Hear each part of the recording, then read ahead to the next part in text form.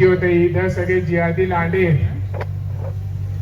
पण त्याने त्याचं हृदय एवढं मजबूत होतं आणि अंगामध्ये जेवढं भगवं रक्त तेवढंच कपाळावरती भगवा टिळा होता, म्हणून तो तिथं त्याला आवडत नसताना पण तो काम करायला गेला.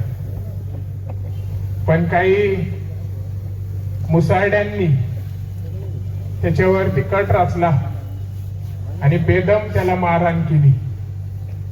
त्यानंतर लगेच रुग्णालयामध्ये आणण्यात आलं. काल दुपारपर्यंत तो आपला जीव वाचवण्यासाठी झुजत होता, पण काल दुपारी तो आपल्याला सर्वांना निरोप देऊन निघून गेला. हा सर्वांच्या एकीचा आहे आणि हा निरोप म्हणजे त्या लांड्यांसाठी असा आहे की किती काही केलं तरी पण आमचं रक्त हे भगवं आहे आणि आम्ही कोणाच्या बापाला पण घाबरत नाही. कितीही काही केलं आम्ही जीव देऊ, पण तुमच्या समोर कधी वागणार नाही आणि तुम्हाला कधी घाबरणार नाही. म्हणून त्याच्यात दम होता, म्हणून त्यांनी तिथं तुम्ही तिथं हजारोने असताना तरी पण तो एकटा यायला पण शेवटपर्यंत हापकलेला नाही. जसं भैया म्हणले की सगळे सांगतात की जुनं होतं जुनं होतं जुनं होतं, काहीतरी जुनं झालं होतं. अरे ते जुनं झालं जरी होतं तरी पण त्याच्या कांडीत एवढा दम होता की तो तिथं तुम्हाला सगळ्यांना नाडायला एकटा आला. हे आहे हिंदुत्वाचं भगवं रक्त. आज आपण पाहतो की 4 वाजल्यापासून हिरवं रक्त काय आपण पाहिले एकही मुसळडा रस्त्यावरती नाही.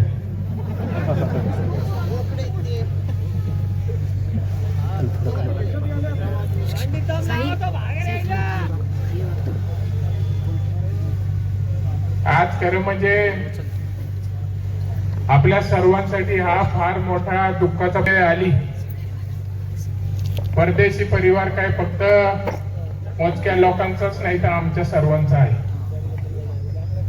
मी ताई आपल्याला विश्वास देतो की हा परिवार इथं बसलेल्या प्रत्येकाचा आहे.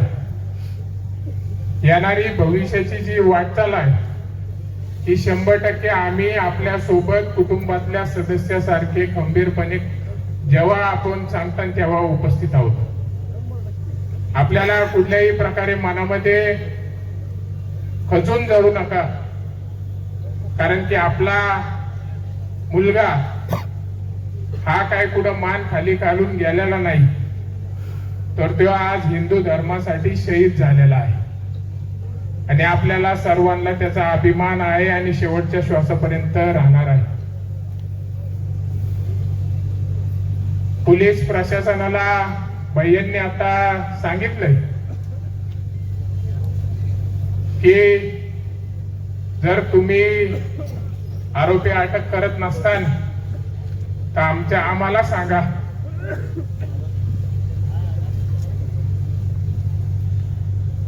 इथं बसलेले जरी तिथं मुकुंदनगर मध्ये घुसले नाही एकही लांडार जिवंत राहणार नाही.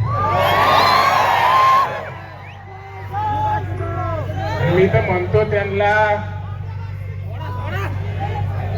गजाआड नाही करायचं, काय करायचं त्यांचे मुंडके छाटले पाहिजे.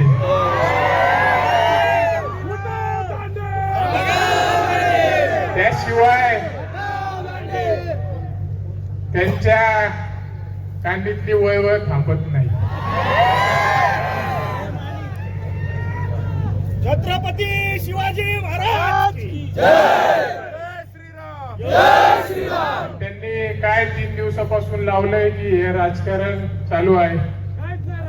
अरे तुम्हाला माझ्या बापानेही सांगितलं होतं तुमचे झाडवर मत तुम्हालाच राहू द्या.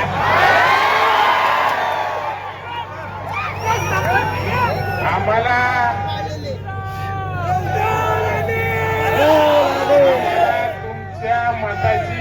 नको आणि तुम्ही पण आमच्याकडे काम घेऊन भीक मागायला येऊ नका.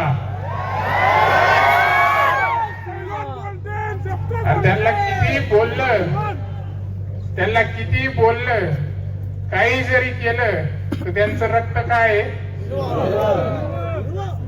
ते आल्याशिवाय वाकल्याशिवाय. कुत्र्याचं शेपूट वाकडं असतं पण एक कुत्र्याचं हे डुकराचं आहे. आणि ते काय सरळ होत किती काही जरी आपण काही तूप तेल लावू काही जरी केलं तरी ते सरळ काय होत नाही, ते कापावंच लागत.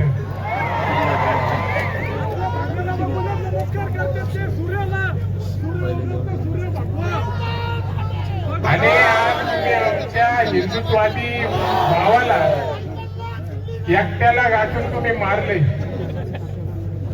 हे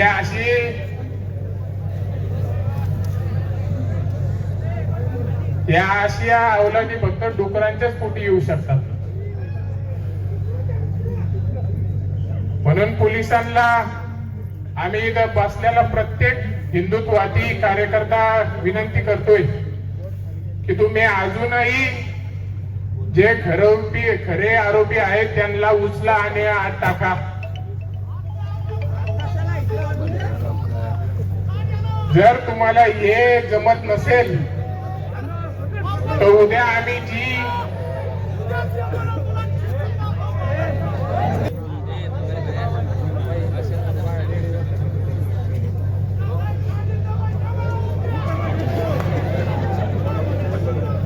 पोलिसांना परत एकदा आमच्या सर्वांच्या वतीने सांगण्यात येते की जर तुम्ही खरे आरोपी आमच्या समोर आणले नाही तर आता उद्या यापेक्षाही तीव्र आम्ही वाटचाल करू. आणि मग अशी हिंदुत्वाची काय वाटचाल हे तुम्हाला पुढं नाही झाला असं आपल्या अहिल्यानगर मध्ये बघायला मिळेल. कारण की तुम्ही बोगस लोक उचलले आत टाकले आणि त्यांना दोन पायावर बसवले. हे लोक आम्हाला चालणार नाही. ज्यांनी खरं ही हत्या केली त्याच्या पाठीमाग कोण मास्टर माइंड आहे?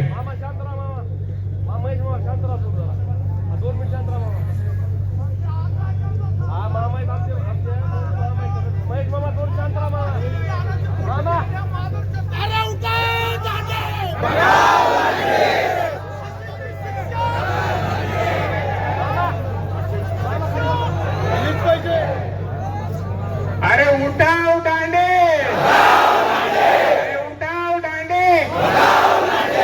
अरे या मुसळड्यांचं करायचं काय? खाली डोकं पाहिजे त्यांना टाकलं पाहिजे आतमधून. तर आज खरं म्हणजे आज आम्ही रस्त्याला उतरलोय पण यापेक्षा उद्या आमची भावना तीव्र होईल. कारण की तुम्ही पोलिसांनी हे समजून घ्या की आमच्या घरातला मुलगा गेलाय. उद्या मी आता माहिती मला मिळाली की ज्यावेळेस तुम्ही ते चिल्लर धरले ते तुम्हाला सगळ्यात उलट बोलायला कमी करीत नव्हती.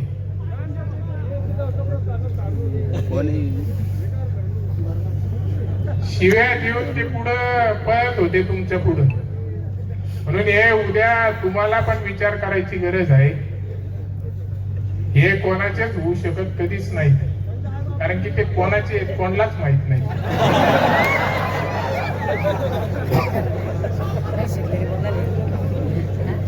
तर आपल्या सर्वांच्या वतीने पोलीस प्रशासनाला इथं बसलेल्या प्रत्येक हिंदुत्वादी कार्यकर्त्याच्या वतीने विनंती करतो की लवकरात लवकर आपण कुठल्याही परिस्थितीत ते आरोपी आमच्या समोर आणा. त्याशिवाय आम्ही काही गप बसणार नाही. आपल्या सर्वांच्या वतीने धीरज भैया परदेशी त्यांना विनम्र मी अभिवादन करतो आणि सदैव आपल्या सर्वांच्या स्मरणामध्ये तो राहील.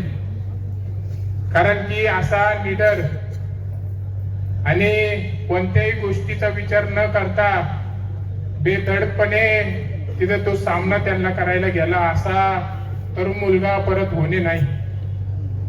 तर निश्चितपणे आपल्या सर्वांच्या वतीने मी त्याला भावपूर्ण अशी आदरांजली व्यक्त करतो. धन्यवाद. जय श्रीराम. बजरंग बली की धन्यवाद. कॉंग्रॅच्युलेशन वहिनी, बाळ झाल्याबद्दल. पण मी ऐकलंय डिलिव्हरी फार क्रिटिकल होती. आता ठीक आहे ना सगळं? अगं होता थोडा प्रॉब्लेम, पण स्त्रियांच्या आरोग्याची संपूर्ण काळजी घेणारं मातृसेवा होतं ना साथीला. सगळं सुरळीत झालं. किशोर वयापासून ते रजोनिवृत्तीपर्यंत स्त्रीच्या आरोग्याची संपूर्ण काळजी घेणारं अहमदनगर मधील पहिलं स्त्री रुग्णालय Matruseva women's hospital obstetric ICU. किशोरवयीन आणि विवाहपूर्व समुपदेशन, गरोदर माता तपासणी आणि प्रसूती, पहिल्या सिझेरियन नंतर नॉर्मल डिलिव्हरीची सोय. मातृसेवा विमेन्स हॉस्पिटल, सक्कर चौक, नवीन टिळक रोड, अहमदनगर. फोन 9850 20 0017.